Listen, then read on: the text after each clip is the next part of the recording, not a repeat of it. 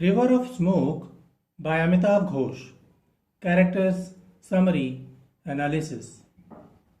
Hello and welcome to the Discourse. Amitav Ghosh's River of Smoke is the second installment in the acclaimed Ibis trilogy.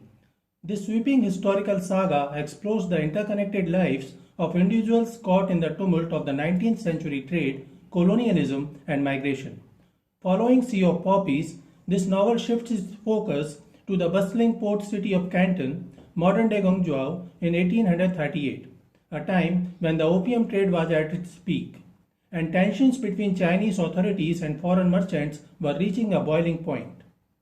Through vivid storytelling and meticulous research, Ghosh immerses readers in a world of commerce, cultural clashes, and personal destinies shaped by larger historical forces. The title itself, River of Smoke, evokes the haze of opium that clouds judgment and the smoldering tensions leading up to the First Opium War. This conflict reshaped global trade and imperial dominance in Asia. Characters of River of Smoke. Behram Modi is the central character of the novel. He is a wealthy Parsi merchant from Bombay known as Barry among the foreign traders in Canton. He is a senior member of the Hong and deeply involved in the opium trade. Behram is a complex figure, charismatic and shrewd in business, yet torn by personal guilt and the moral weight of his trade. Neil Ratan Haldar, once a Bengali aristocrat, is now a fugitive working as a scribe for Behram. Paulette Lambert is a French-Indian botanist and the daughter of a former employee of the East India Company. She travels to Canton in search of rare plants, disguising herself as a boy to navigate the restrictive world of foreign traders. Jadik Karbadian is an Armenian merchant and Behram's close friend. He serves as a voice of reason and moral conscience, often questioning the ethics of the opium trade. Frederick Fisher Penrose is a British horticulturist obsessed with finding a rare golden camellia. His subplot intersects with Paulette's, adding a botanical dimension to the novel's exploration of exploitation and desire. Robin Chenery is a half-Chinese, half-British artist and chronicler of Canton's social life. His letters and sketches provide a vivid, often satirical commentary on the foreign traders and their world. Chime Ahmed is a Chinese flowerboat courtesan who becomes romantically involved with Behram. Afat, Sea of Poppies, is her and Behram's illegitimate son. Her tragic fate underscores the human cost of the opium epidemic.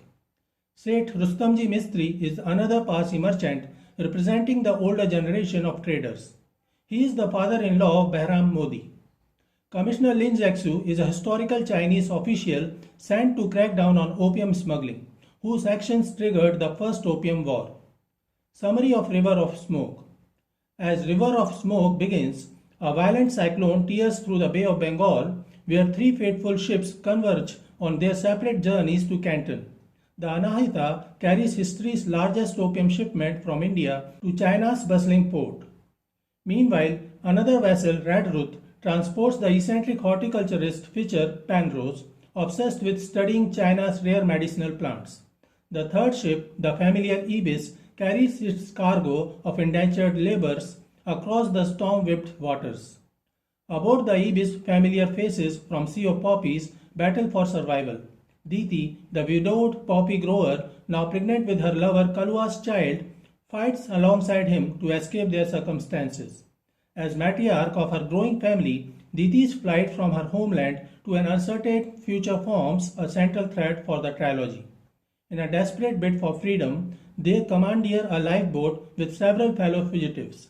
Afat, the troubled son of a powerful Canton opium merchant, and Neil, a disgraced Raja convicted of embezzlement. Their paths inevitably intersect with Behram Modi, Afat's estranged father, and a Parsi merchant who has built his fortune on the opium trade between India and China. Behram's complex backstory reveals how he entered this lucrative but morally ambiguous business through his father-in-law's financial backing for multiple China voyages, setting him on the path to becoming a key player in the opium trade that would reshape empires. While Behram's opium ventures bring prosperity to both himself and his in-laws, his personal life grows increasingly complicated. His secret relationship with Chime, a Cantonese boat woman, produces a son, Afat, whose existence remains unknown to his Indian family. This carefully maintained double life collapses when his father-in-law dies unexpectedly, prompting the Mistry family to forcibly exclude Behram from their business empire. In a bold gamble, Behram prepares one final massive opium shipment aboard the Anahita, hoping its profit will secure his independence by buying out his scheming in-laws. Meanwhile, China faces a national catastrophe as opium addiction ravages its population. The crisis enriched European traders while sparkling a political firestorm between the British Empire controlling Indian opium production and the Qing government.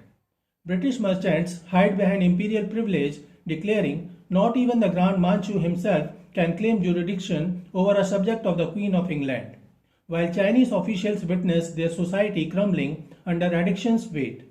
This escalating conflict places opium traders in dangerous limbo, their valuable cargoes suddenly becoming contraband. Caught in this geopolitical storm, Behram faces challenges on all fronts.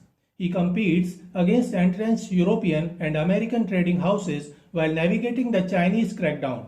In a moment of paternal connection or perhaps calculated business sense, he brings Afat into the family trade. Simultaneously, the disgraced Raja Neel, concealing his identity, secures employment as Behram's Munshi, adding another layer of intrigue to this high-stakes commercial drama. Ghosh immerses readers in the sensory tapestry of 19th century China, its bustling harbors, pungent spice markets, and the rigid hierarchies of its foreign enclaves. One pivotal scene captures Behram's induction into the Canton Chamber of Commerce, where tradition reserves a seat for a Parsi merchant.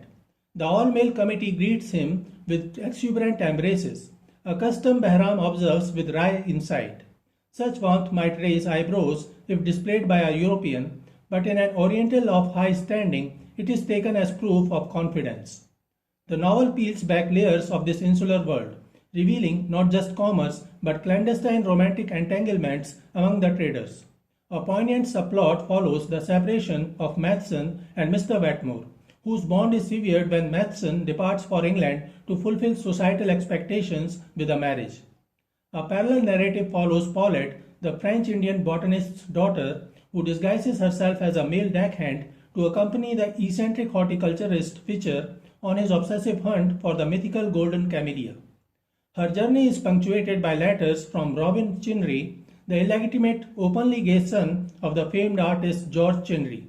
Through Robin's witty, melancholic correspondence, Ghosh unveils facets of Canton life beyond Behram's mercantile sphere, lively tea houses, clandestine queer spaces, and the fragile coexistence of cultures on the brink of war. At the heart of the novel lies Behram's fractured identity. In India, he plays the role of the devout Parsi husband bound by duty to his wife Shireen Bai. In China, he reinvents himself, even adopting a westernized alias. Though he fathers children in both worlds, he remains emotionally distant until Afat, his estranged son with the Cantonese boatwoman Chi Mei, enters the opium trade, forcing Behram to confront his paternal neglect. His relationships with both women are marked by cycles of abandonment and fleeting returns, revealing a man who prizes autonomy over intimacy. In a revealing dialogue with his Armenian friend Jadig, a watchmaker with his own foreign wife, Behram debates whether love or mere convenience drives such transnational unions. As Behram and other foreign merchants, British, American and Parsi, continue smuggling opium into China, Commissioner Lin Jiaxu takes drastic action. He blockades Frankie Town, tapping the foreign traders and demanding the surrender of all opium stocks, leading to a standoff. He destroys thousands of chests of opium in a public display, shocking the merchants. The arrival of Imperial Commissioner Ling Jiaxu, a man of unshakable integrity, shatters the carefully constructed illusions of Canton's trading community. As Lin methodically exposes the Chamber of Commerce's corruption, Ghosh reveals the merchants' true nature. Beneath their polished manners and lofty rhetoric about free trade, they are little more than profiteers feeding China's addiction. The commissioner's uncompromising stance forces a dramatic confrontation, leading to a humiliating agreement where the traders must surrender their opium stocks to British authorities for compensation. Behram, torn between profit and guilt over his role in the trade, faces personal turmoil. His secret relationship with Chi Mei, a Chinese courtesan, ends tragically when she dies from an opium overdose, forcing him to confront the human cost of his business. In this moment of collective capitulation, Behram emerges as the lone dissenting voice. His rebellion, however, comes too late. The novel's devastating conclusion finds the once proud merchant emotionally shattered, haunted by the realization that he has sacrificed his moral compass for fleeting wealth. The promised rewards of his trade, status, family legacy, and personal fulfillment all dissolve like opium smoke, leaving only bitter ashes of regret. Ghosh's final image of Behram serves as a powerful metaphor for the destructive nature of colonialism itself, a system that corrupts all who participate in it, leaving both conquerors and conquered spiritually impoverished. So this is it for today. We will continue to discuss the history of Indian English literature. Please stay connected with the discourse. Thanks and regards.